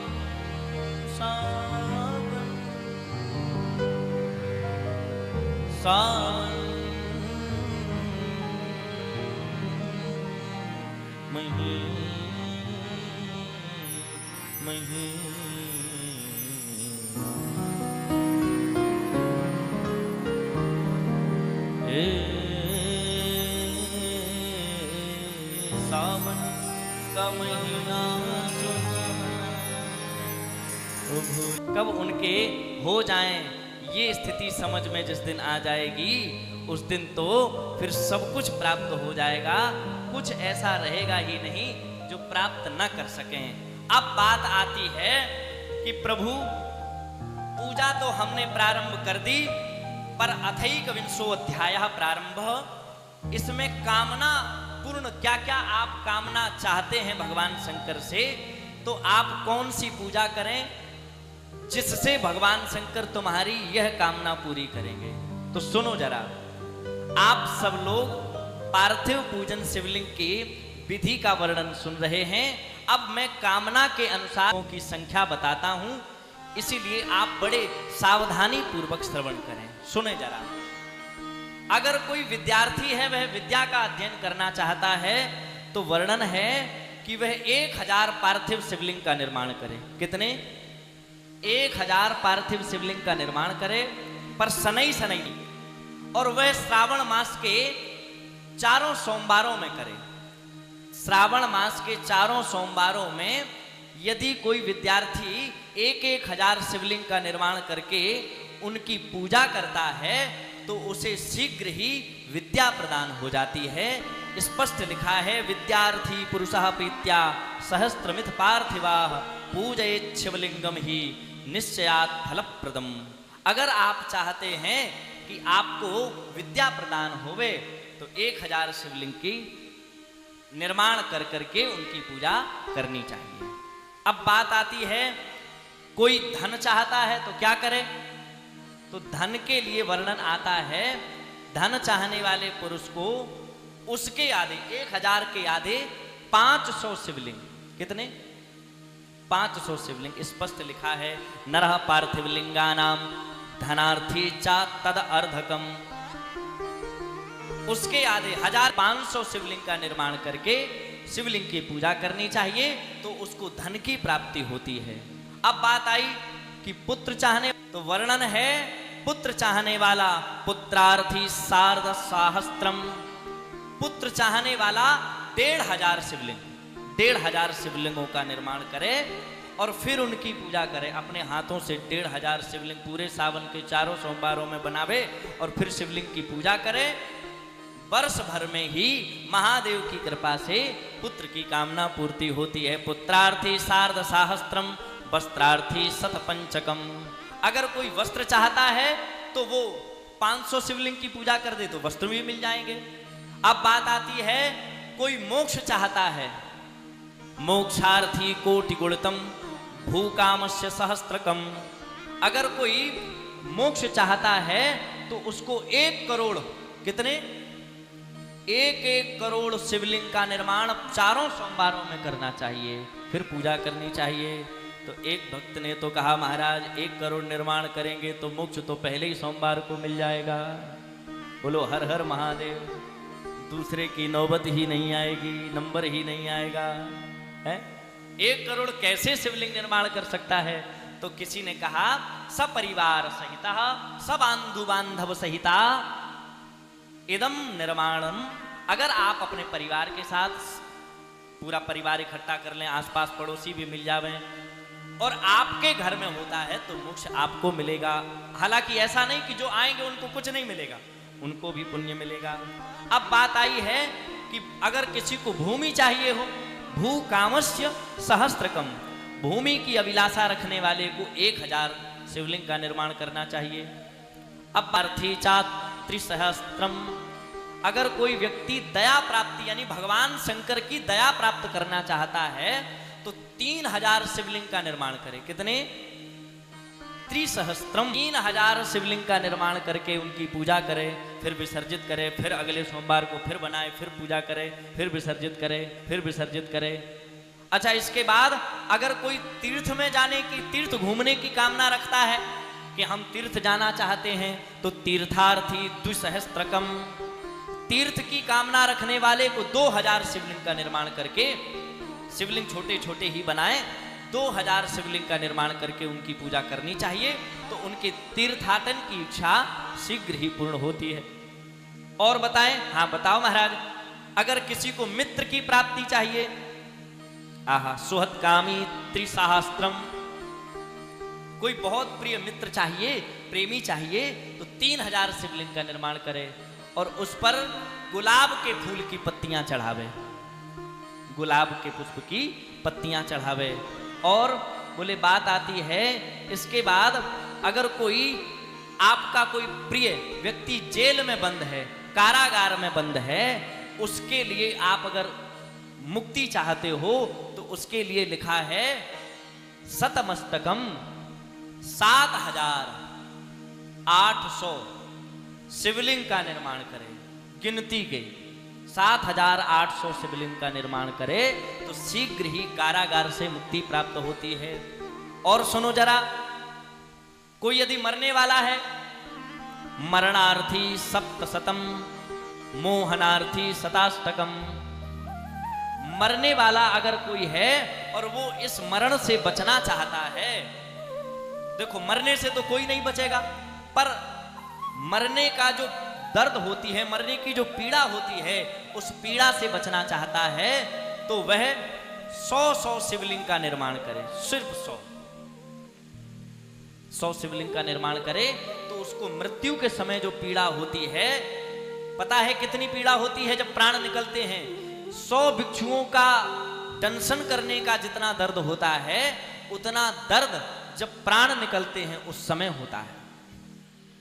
अगर आप चाहते हैं कि मृत्यु की पीड़ा न सतावे तो आप 100 शिवलिंग के निर्माण का पूरा कार्य करें। और कोई कह रहा था महाराज हमारे घर में बहुत चोरी होती है, हम आए दिन परेशान रहते हैं, कितने भी सीसीटीवी कैमरे लगवा दें फिर भी चोरी हो जाती है। तो उसके लिए भी उपाय है, चोरादि संकटे गेयम पार्थिवानाम सतद्वयम। अगर कोई बहुत चोरी घर में होती है, चोरी से बचना चाहता है तो 200 शिवलिंग के निर्माण श्रावण मास के प्रत्येक सोमवार में करे, 200 शिवलिंग के निर्माण करके उनकी पूजा करे तो उसके घर से चोरी का भय समाप्त हो जाता है। और बोले घर में प्रेत पीड़ा है, उससे बचना चाहते हैं, डाकिन्याधिभये पंचशतमुक्तम च पार्थिवम। अगर डाकिन्नी साकिन्नी पिशाच प्रेत इनका अगर आपको भय है तो लिखा है 500 मुक्तम, 500 शिवलिंग का निर्माण करे तो उससे भी मुक्ति हो जाती है। निर्माण 4 सोमवारों में करना है, ध्यान से सुन लो। अब कोई कह रहा था महाराज हम बहुत धनी नहीं हैं, दरिद्री हैं, तो दारिद्र्ये 5 सहस्त्रमयुतम सर्व कामदम। अगर दारिद्र दूर करना चाहते हो तो भी 500 शिवलिंग का निर्माण, पर 500 शिवलिंग का निर्माण करके उन पर कमल गट्टे चढ़ाने चाहिए। क्या कमल गट्टे तो जानते होंगे, आसानी से मिल जाते हैं। और अगर कमल के पुष्प मिल जावे तो कमल गट्टे से अति उत्तम माना जाता है। कमल गट्टे के स्थान पर अगर कमल पुष्प मिल जाए तो वो चढ़ाने चाहिए। और कोई कह रहा था महाराज अब हमारे घर में कई कार्य बनते बनते रुक जाते हैं, हम बहुत प्रयास करते हैं, तो उनके लिए वर्णन है कि वे 600 शिवलिंग का निर्माण करें। कितने? 600 शिवलिंग का निर्माण करें तो जो आपके कार्य रुकते हैं भगवान की कृपा से आपके वे सभी कार्य पूरे हो जाएंगे।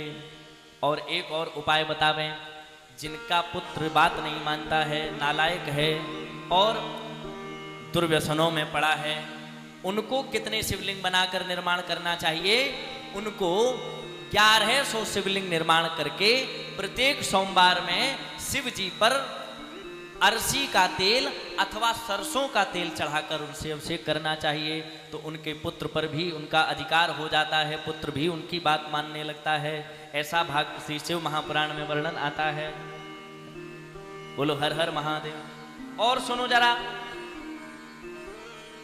अगर कोई भक्ति चाहता है कि हमें भक्ति मिले भगवान शंकर की, तो भक्ति के लिए स्पष्ट लिखा है भुक्तिदा मुक्तिदा नित्यम ततः कामार्थिना नृणाम। अगर आप भक्ति चाहते हो, मुक्ति चाहते हो, तो उसमें वर्णन है कि किसी भी मंदिर में जाकर के भगवान शंकर पर प्रतिदिन 11 बिल्व पत्र चढ़ाने से उस व्यक्ति को भक्ति और मुक्ति दोनों ही प्रदान हो जाती हैं। प्रतिदिन चढ़ाना चाहिए, परंतु 11 बिल्व पत्र प्रतिदिन चढ़ाने से भक्ति और मुक्ति दोनों ही प्रदान हो जाती हैं। आहा। अब एक और आपको उपाय बतावें। एक उपाय क्या है? ये विधान है, ये विधान सुन लो। अगर आप अपने हाथ से शिवलिंग निर्माण करके पूजा करते हो तो उसके 200 हाथ तक, कितने? आपका हाथ, उसके 200 हाथ तक का क्षेत्र शिवलिंग निर्माण के प्रभाव से पुण्यशाली हो जाता है। और अगर कहीं किसी मंदिर में किसी महात्मा, किसी ऋषि मुनि, किसी आचार्य के द्वारा स्थापित लिंग है तो उसके आसपास के 1000 हाथों तक का क्षेत्र, 1000 हाथों तक गिन करके जितना क्षेत्र होता है उसमें कभी भूखमरी नहीं होती है, अकाल नहीं पड़ता है और सदैव सदैव के लिए वो क्षेत्र पवित्र माना जाता है। और अगर कोई शिवलिंग स्वयंभू प्रकट है, अपने आप प्रकट हुआ है, तो वर्णन आता है स्वयंभू शिवलिंग के चारों तरफ के 10-10 हजार हाथों के क्षेत्र में कभी किसी की अकाल मृत्यु नहीं होती है। बोलो हर हर महादेव। स्वयंभू शिवलिंग में ऐसा प्रभाव होता है, उस 10,000 हाथों तक का वह क्षेत्र पवित्र माना जाता है। शिवलिंग की आराधना के बहुत प्रभाव हैं, बहुत महत्व हैं। और इसके बाद भगवान शंकर ने ब्रह्मा और विष्णु से कहा, हमने तुम्हें पार्थिव शिवलिंग के सभी निर्माण की विधियों को बताया है, अब बताओ हे मुने तुम क्या पूछना चाहते हो। तो उन दोनों ने हाथ जोड़कर कहा, प्रभु अब हम सिर्फ ये पूछना चाहते हैं कि हमें आप पूजा करते समय किन बातों का विशेष ध्यान रखना चाहिए। तो आप भी ध्यान से सुन लीजिए। शिव की पूजा करते समय आप वस्त्रों का ध्यान न रख पाए कोई बात नहीं, आप सामग्री का ध्यान रख पाए न रख पाए कोई बात नहीं, पर एक बात का विशेष ध्यान रखें, मस्तके भस्म धारणम कृत्वा मोक्ष पुण्यदायका। मस्तक पर भस्म धारण किए बिना अगर शिवलिंग की पूजा कोई करता है तो वह ऐसे पूजा होती है जैसे राख के ढेर पर कोई चावल पकाना चाहे तो नहीं पकेंगे। बिना भस्म धारण के कोई भी पुण्य मिलने वाला नहीं है। बस अब किसी ने कहा महाराज अब हम भस्म धारण नहीं कर पाए अब तक, तो सुनो, यदि आपको ज्ञान नहीं था, आपने इस विषय को जाना नहीं, तो भागवत जी में, शिव महापुराण में इन सबके परिहार हैं। जब तक आपको किसी भी विषय का ज्ञान न हो, यदि त्रुटि हो जाए, सबके लिए एक ही स्थान पर भस्म लगाने का प्राविधान नहीं है, कई कई जगह अलग अलग लिखा है। वैसे तो सभी लोग चाहें तो मस्तक पर लगा सकते हैं, परंतु प्राविधान थोड़ा भिन्न है। ब्राह्मण, अन्य पुरुष किसी भी जाति के हों, सभी मस्तक पर लगा सकते हैं, पर स्त्रियों को अपने गले पर लगाना चाहिए थोड़ा सा भस्म, और अपनी बिंदी के ऊपर हल्का सा, बिल्कुल थोड़ा सा लगाना चाहिए। अगर अधिक भी लगा ले तो दोष नहीं है, ऐसा ना माने कि दोष है, दोष नहीं है, पर लगाना चाहिए उन्हें, अपने थोड़े से गले पर लगाना चाहिए और बिंदी के ऊपर के भाग में थोड़ा सा स्पर्श कराना चाहिए। अधिक भी लग जाए तो दोष नहीं मानना चाहिए, ऐसा स्पष्ट लिखा है। भस्म धारण के बहुत विशेष महत्व हैं। अगर आपके पास सिर्फ भस्म है, अब बहुत लोग कहते हैं महाराज कौन सी भस्म लें, भगवान शंकर को तो चिता की भस्म प्रिय है ना।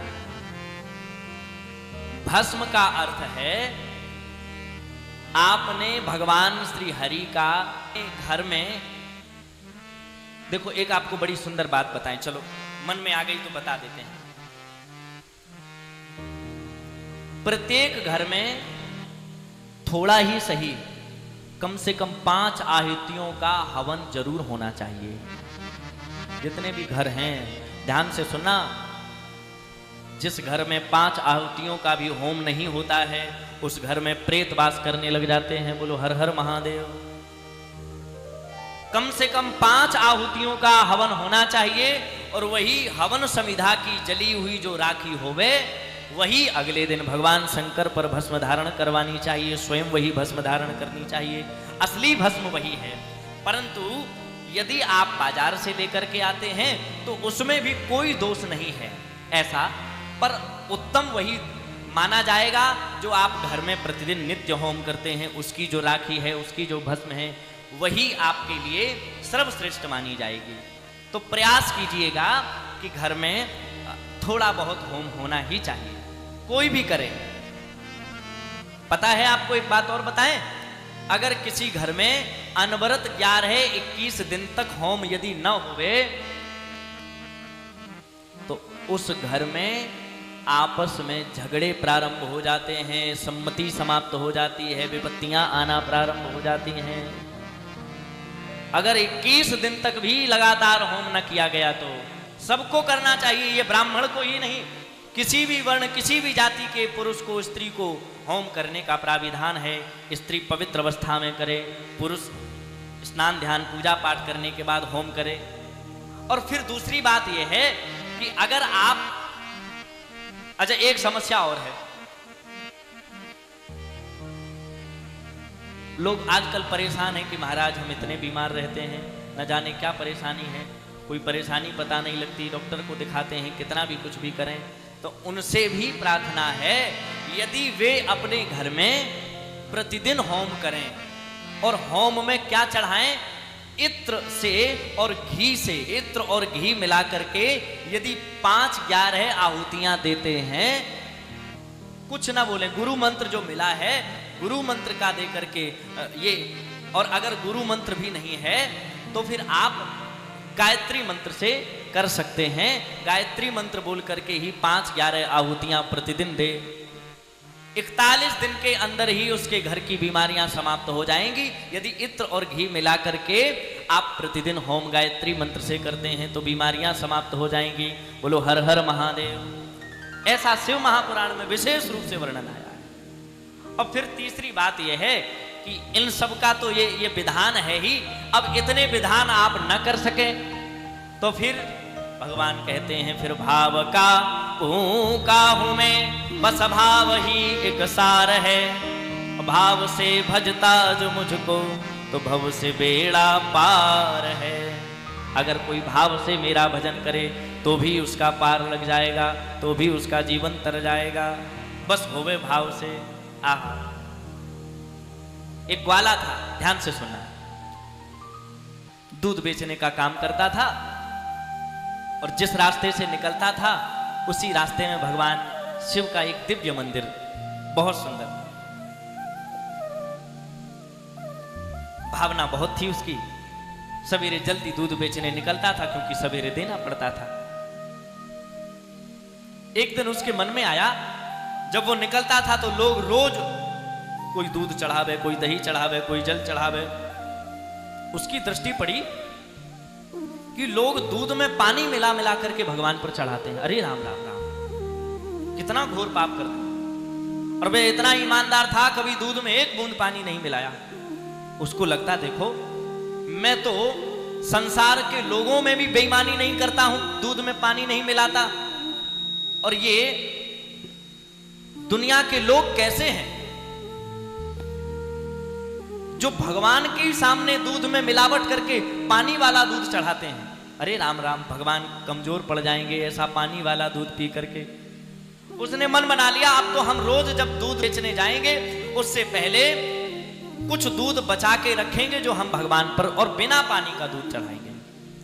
अब तो रोज निकलता, एक डोलची अलग से ही लेकर के रखता, वहां बेचने जाएगा उससे पहले ही वह जाकर भगवान पर बिल्कुल बिना पानी वाला दूध और चढ़ाते हुए कहता, बाबा इन सब ने पानी वाला दूध पिला पिला के कमजोर कर दिया, अब आप खूब खूब तंदुरुस्त हो जाओ, खूब स्वस्थ हो जाओ। सुनते कहते कैसा बावला है? भगवान को भी कहीं ऐसा।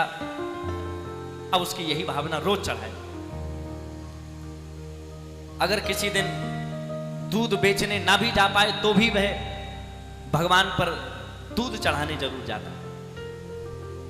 धीरे धीरे स्थिति ये हुई, एक दिन बरसात हो गई, बहुत तीव्र बरसात। अब बरसात के कारण बेचारा जा नहीं पाया। एक गांव के पुजारी जी ने कहा, देखो आज तुम्हारा दूध भी कहीं नहीं पहुंच पाया और ना ही बाबा के यहां चढ़ाने जा पाए। एक काम करो, जो दूध तुम बेच नहीं पाए उसकी खीर बना के ब्राह्मणों में बांटो। उसके मन में भावना थी कि नहीं, हम पूरे दूध की तो खीर बना सकते हैं, पर जो हम भगवान के लिए निकाल के रखते हैं उसकी खीर नहीं बनाएंगे, वो तो भगवान पर ही चढ़ाएंगे। नहीं तो एक दिन भी दूध ना मिला तो कमजोर हो जाएंगे। क्यों? तो उसकी भावना थी, पानी वाला दूध चढ़ाने वाले सैकड़ों आते हैं और अकेला दूध चढ़ाने वाले हम अकेले जाते हैं, तो बेचारे वो हम अकेले के दूध का कितना प्रभाव पड़ेगा। और हम एक दिन छोड़ दें तो फिर बड़ी मुश्किल हो जाएगी। उसने जो बेचने वाला दूध था उसकी तो खीर बना के खिला दी, पर बाकी जो दूध था वो दूध बरसात में भीगते भीगते और पूरा ढक कर ले गया कि कहीं बरसात की भी एक बूंद ना गिर जाए उसमें। गया और भगवान शंकर पर चढ़ा दिया। माता पार्वती ने कहा, देखो प्रभु कितना भोला भगत है आपका, आपको किस भावना से पूजता है कि कहीं कमजोर ना हो जाए भगवान।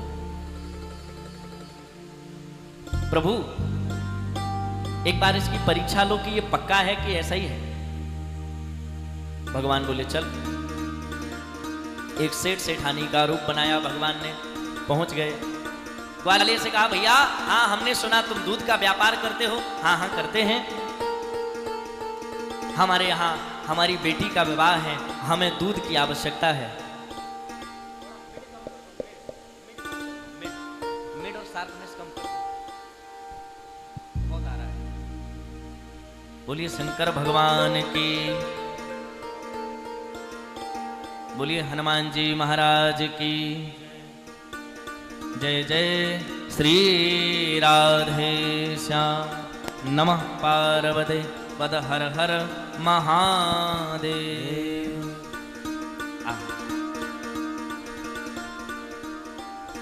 सेठ सेठानी भगवान के रूप में गए। उन्होंने कहा, देखो भाई हमारी बेटी का विवाह है, दूध की आवश्यकता है। कितना दे सकते हो? उसने कहा हमारे पास तो 50 लीटर है। अच्छा 50 लीटर में तो कुछ नहीं होगा, और है? नहीं 50 से ज्यादा नहीं है। अच्छा उसने कुछ लीटर दूध भगवान के लिए बचा कर रखा था। सेठ सेठानी ने कहा ये बचा के किसके लिए रखा है? ये भी बेच दो, 2 गुना दाम ले लो।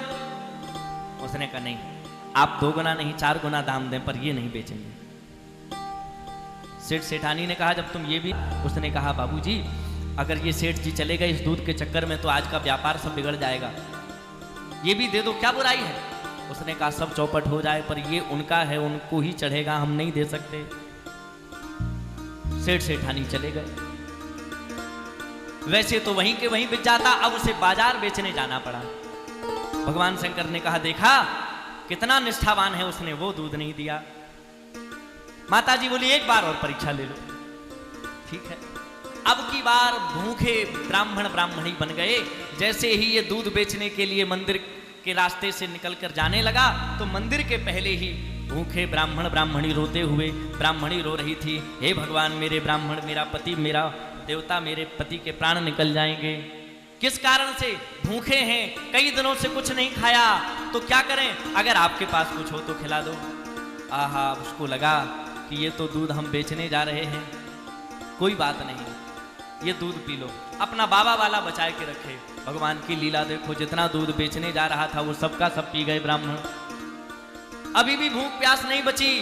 ब्राह्मणी ने कहा महाराज और कुछ हो तो दे दो, नहीं तो प्राण चले जाएंगे। ग्वाले को लगा जो होगा देखा जाएगा। भगवान पर चढ़ाया जाने वाला दूध उसी ब्राह्मण को पिला दिया, और जैसे ही ब्राह्मण ने पिया, ब्राह्मण ने तृप्त होकर कहा क्यों ये तुमने सब दूध पिला दिया? हाँ, बेचने जा रहे थे, कुछ बेचने जा रहा था, कुछ चढ़ाने जा रहा था। मतलब बोले जो मैं दूध बाद में आपको पिलाकर जा रहा था वो मैं भगवान पर चढ़ाता, तो फिर मुझे क्यों पिला दिया? आहा, तो ग्वाले ने कहा कि भगवान शंकर कहते हैं कि संसार में जितने भी हैं वे सब मेरी ही संतानें हैं, और अगर मेरी संतान तृप्त है तो मैं तृप्त हूँ। मैंने आपको उनका पुत्र मानकर आपको पिला दिया, अगर वो तृप्त होंगे तो इसी में हो जाएंगे, और आपके अंदर भी हम शिव का ही रूप मानते हैं। जैसे ही ऐसा कहा उसी समय ब्राह्मण ब्राह्मणी के रूप को त्याग कर स्वयं शंकर पार्वती प्रकट हो गए। बोलिए शंकर भगवान की जय। हर हर महादेव। भगवान शंकर प्रकट हो गए, ग्वाला चरणों में गिर पड़ा। भगवान बोले मांगो क्या चाहते हो? उसने हाथ जोड़कर कहा प्रभु और कोई कामना नहीं है, बस आपकी भक्ति मिल जाए, आपके चरणों की सेवा मिल जाए। भगवान बोले जाओ, यह तो वरदान देता ही हूँ, साथ ही साथ तुम्हें प्राण जाने के पश्चात शिवलोक प्राप्त होगा, यह भी वरदान देता हूँ। बोली हर हर देव शंकर भगवान की जय। ग्वाले को भगवान ने ऐसा वरदान दिया, और हम तो कहते हैं भगवान सबको वरदान देते हैं। आहा, और तुम देखो हमारे आपके जैसे न जाने कितने भक्त भगवान की नित्य प्रार्थना करते हैं, पर अगर आप भगवान की प्रार्थना भाव से करोगे तो वो कहीं भी प्रकट हो जाएंगे। आवश्यक यह नहीं है कि हम मंदिर ही जाएं, आवश्यक यह नहीं है कि हम शिवालय में ही घंटों बैठकर पूजा करें, तुम जहां हो वहीं पहुंचेंगे। आहा, एक भक्त कहते थे महलों में नहीं, कुटिया में नहीं, जहां याद करो भोलेनाथ वहीं। चलो आओ इस भाव को गाते हैं, दोनों हाथ ऊपर उठा के भाव से जय हो शंकर भगवान की जय हो।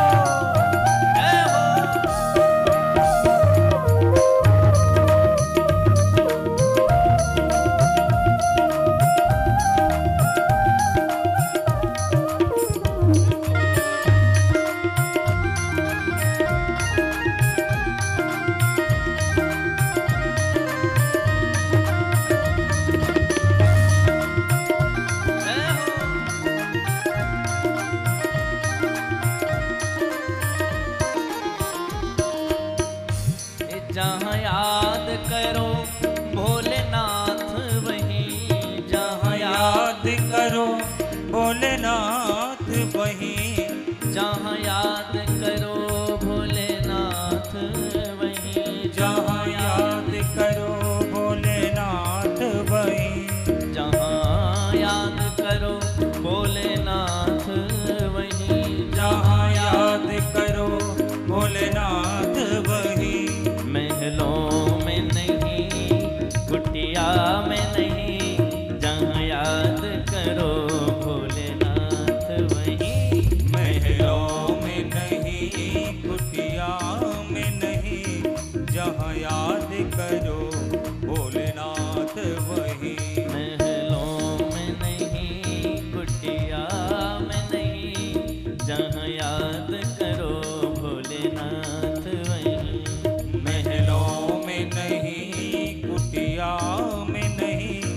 जहाँ याद करो भोलेनाथ वहीं। हर हर महा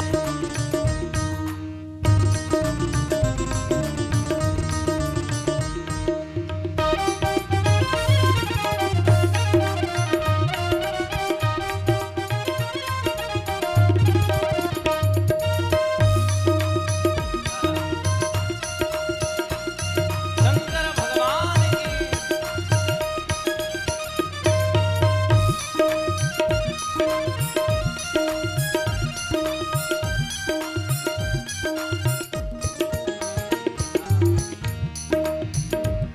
क्यों पाप कमा कर धन जोड़ा, क्यों अपनों से नाता तोड़ा, क्यों अपनों से नाता जोड़ा, ओ क्यों अपनों से नाता तोड़ा, अपनों से नाता तोड़ा, क्यों अपनों से नाता तोड़ा, क्यों अपनों से नाता तोड़ा।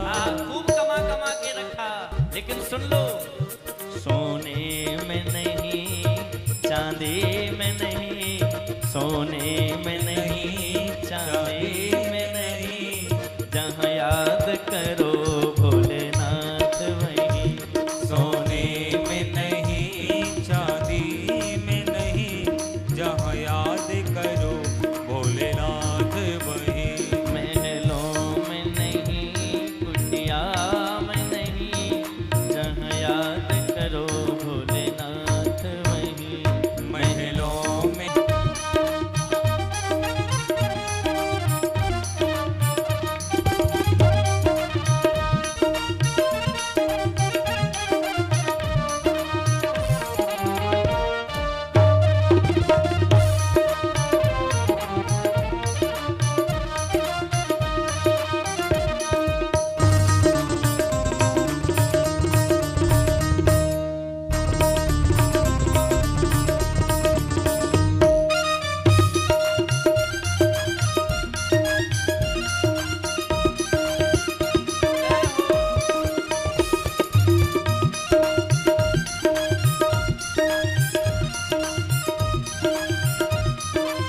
और ये बात समझ लो,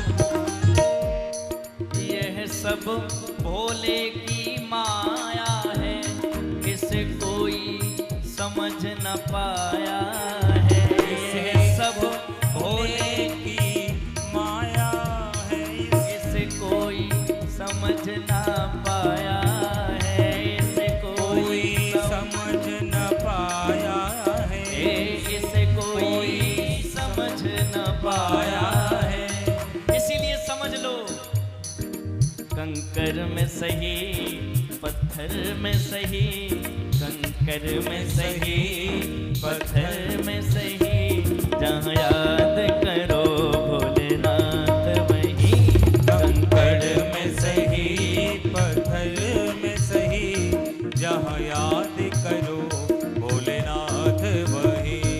महलों में नहीं, कुटिया में नहीं, जहाँ याद करो भोलेनाथ वहीं। महलों में नहीं, कुटिया में नहीं, जहाँ याद करो भोलेनाथ वहीं। महलों में नहीं, कुटिया में नहीं, जहाँ याद करो भोलेनाथ वहीं। महलों में नहीं, कुटिया में नहीं, जहाँ याद करो भोलेनाथ वहीं। महलों में नहीं, कुटिया में नहीं, जहाँ याद करो भोलेनाथ वहीं। महलों में नहीं, कुटिया में नहीं, जहाँ याद करो भोलेनाथ वहीं। ओ भोलेनाथ वहीं, भोलेनाथ भोलेनाथ वहीं, भोलेनाथ वहीं, भोलेनाथ भोलेनाथ वहीं। बोलिए शंकर भगवान की जय हो। महलों में नहीं, जहाँ याद करो भोलेनाथ वहीं। कहीं भी जाओ, जिस जगह जाओगे, स्थावर जंगम सब जगह भगवान ही मिलेंगे। भगवान शिव की आराधना करने पर भगवान शीघ्र ही प्रकट होते हैं। ऐसे पार्थिव शिवलिंग के पूजा के महत्व, पार्थिव शिवलिंग किस किस धातु का बना करके पूजा करनी चाहिए, ऐसे ये शिव महापुराण में जो कुछ लिखा है ये सब स्वयं भगवान शंकर की ही वाणी है। ऐसा मानना चाहिए तो निश्चित रूप से कल्याण होगा, हमारा भी आपका भी।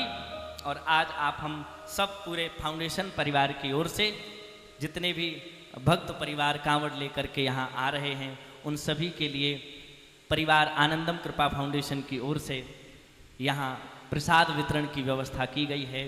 तो प्रसाद का समय भी हो गया है, भोग भी लग गया है, तो हम लोग जब पहुँचेंगे तभी प्रसाद वितरण प्रारंभ होगा। तो भक्त प्रसाद में अधिक विलंब न करें, इसके लिए हम सब स्वयं चल करके जिस पे जैसी सामर्थ्य बने कि कितनी मेहनत आप कर सकते हैं स्वयं परोस करके सभी कांवड़ियों को प्रसाद करवावें। और हम भी आपके साथ रहेंगे और वहीं बैठकर प्रसाद पाएंगे। और इसके पश्चात फिर आज के इस कथा विसर्जन यात्रा को, और अब थोड़ी भीड़ कम हो गई है तो आज से आप चाहें तो थोड़ा बहुत कहीं भ्रमण के लिए जा सकते हैं, और कल से तो बिल्कुल स्वच्छंद हो जाएंगे, खूब आनंद से जा सकते हैं। तो आप सबको प्रणाम है।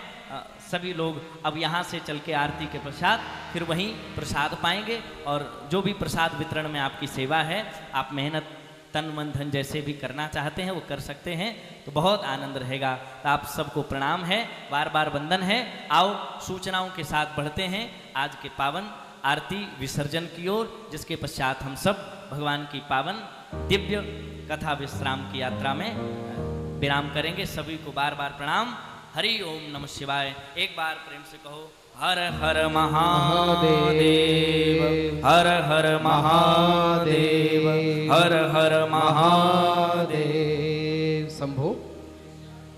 पधारे हुए आप सभी वैष्णव जन परिवारों का मां गंगा के पावन तट देवभूमि हरिद्वार से हृदय की गहराइयों से स्वागत, अभिनंदन, वंदन है। आनंदम कृपा परिवार के द्वारा ये बहुत ही सुंदर हम और आप सभी भक्त परिवार मिलकर और अपने परिवार में सम्मिलित होकर इस उत्सव का लाभ प्राप्त कर रहे हैं। भोलेनाथ की कृपा, गंगा मैया की कृपा आप सभी भक्तों तक पहुँचे और मिलती रहे, यही कामना करते हैं। तो आइए, आज विलंब ज़्यादा नहीं करना है, तो आइए आज की आरती के क्रम में प्रवेश करते हैं। और जो भी भक्त परिवार अभी भोजन प्रसादी हम सब मिलकर जितने भी हमारे कांवड़ लेकर आने वाले जाने वाले भाई हैं, जो भक्त परिवार हैं भोलेनाथ के यहाँ आश्रम में रुके हैं, जो स्नान करने आते हैं और भोजन प्रसादी हम और आप सभी मिलकर गुरुजी के सानिध्य में उनको कराएंगे। फिर गुरुजी के साथ बैठकर सभी भोजन प्रसादी ग्रहण करेंगे। फिर उसके बाद जैसे आपको उचित लगे, आपको रेस्ट करना है या गंगा जी में स्नान करना है। कल महाशिवरात्रि के शुभ अवसर पर रुद्राभिषेक रहेगा। जो भी भक्त परिवार उसकी सेवा से जुड़ना चाहते हैं, कैसे आप रुद्राभिषेक गुरुदेव के सानिध्य में मिलकर करना चाहते हैं, तो भोजन प्रसादी के बाद सायंकालीन सत्र में हम चर्चा इस विषय पर कर सकते हैं। तो आइए अब आरती के क्रम में प्रवेश करेंगे। सभी भक्तों से निवेदन है बारी बारी से आए और मंगल उतारें शिव महापुराण की दिव्य आरती।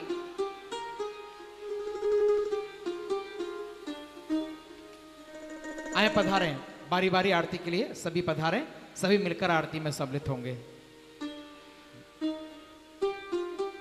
आ जाइए।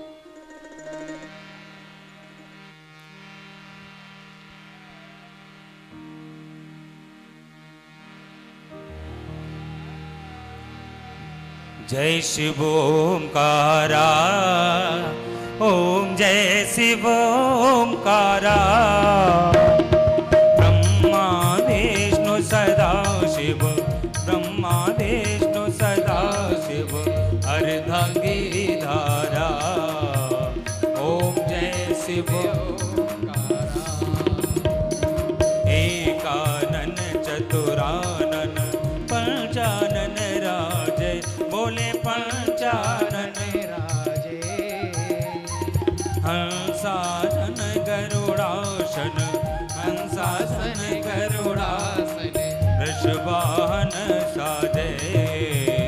ओम जय शिव ओंकारा। दो भुज चार चतुर्भुज, 10 भुज ते सोहे, बोले 10 भुज ते सोहे। तीनों रूप निरखता, तीनों रूप सोहे। ओम जय शिव ओंकारा। अक्षमाला वनमाला रुंडमाला धारी, बोले रुंडमाला धारी। चंदन मृग मद सोहे, चंदन मृग मद सोहे। भोले ससेधारी। ओम जय शिव ओंकारा। श्वेतांबर पीतांबर बागांबर अंगे, बोले बागांबर अंगे। सनकादिक गरुड़ादिक, सनकादिक गरुड़ादिक। भूतादिक संगे। ओम जय शिव ओंकारा। ब्रह्मा विष्णु सदा शिव, जानत अविवेका, बोले जानत अभिवेका। प्रणवाचर के मध्य, ओमाचर के मध्य। ये तीनों एका। ओम जय शिव ओंकारा। तुझ की आरती जो कोई जन गावे, बोले प्रेम सहित गावे। कहत शिवानंद स्वामी, जपत हरि हर स्वामी। मनवा